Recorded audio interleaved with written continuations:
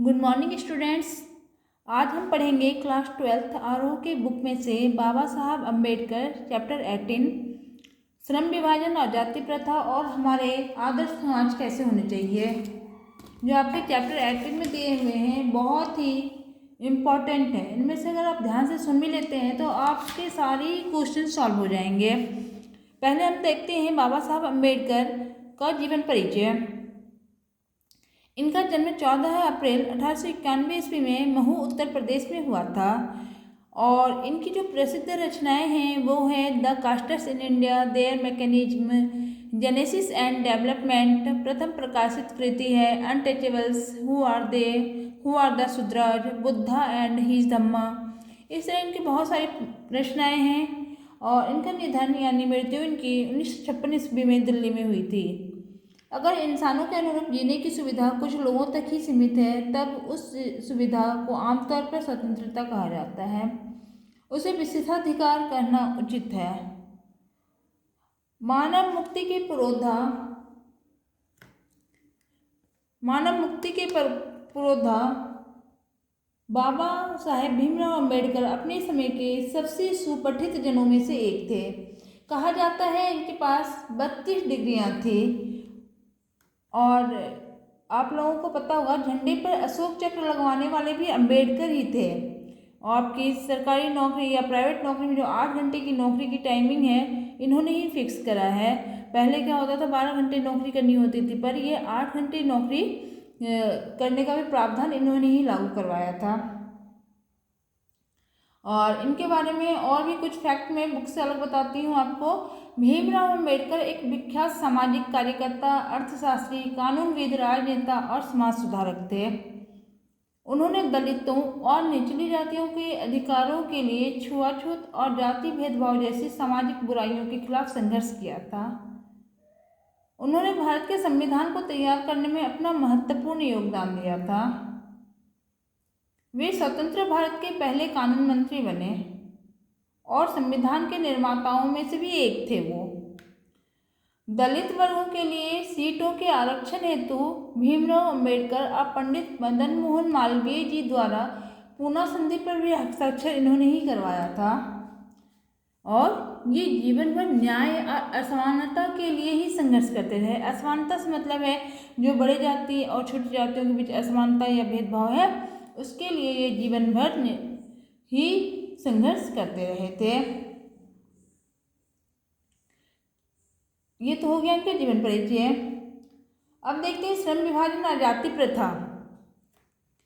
प्रस्तुत पाठ में डॉक्टर भीमराव अंबेडकर ने जाति प्रथा और उसके दुष्प्रभावों की ओर समाज का ध्यान आकृष्ट किया है। उनका यह प्रयास समतामूलक समाज की स्थापना में काफी सराहनीय रहा है।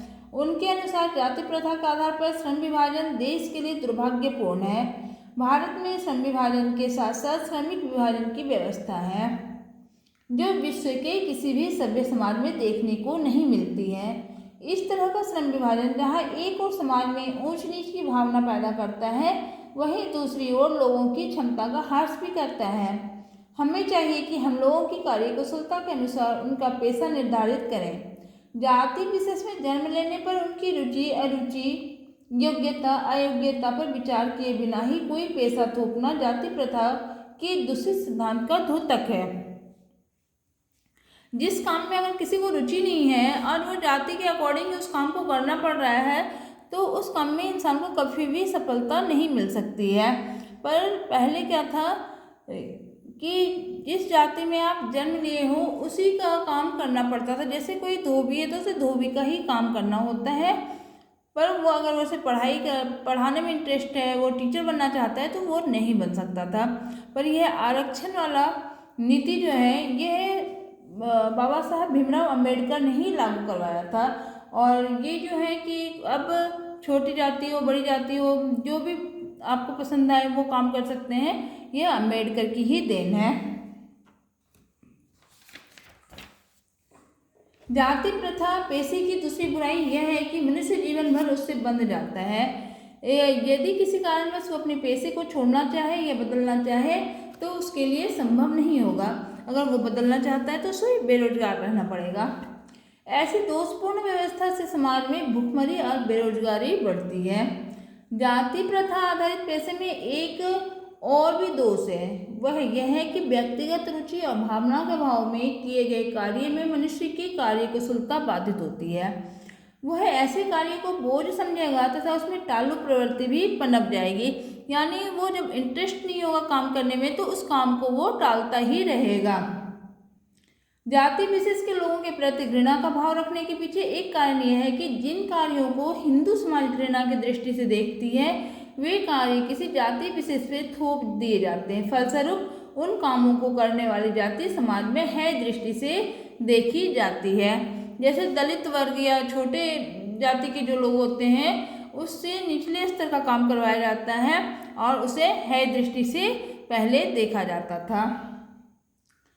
अब क्या है, मेरी कल्पना का आदर्श समाज कैसा होना चाहिए। देखिए, लेखक के अनुसार एक आदर्श समाज उसे कहा जा सकता है जो स्वतंत्रता, समता तथा भाईचारे पर आधारित हो। इसके साथ ही एक आदर्श समाज में सभी के हित सुरक्षित हो, कोई सामाजिक परिवर्तन पूरे समाज तक पहुंचे और समाज के हित में सभी की भागीदारी हो। यही लोकतंत्र का आधार है। एक आदर्श समाज में सभी को समान रूप से जाने आने, जीवन तथा शारीरिक सुरक्षा की स्वतंत्रता होनी चाहिए।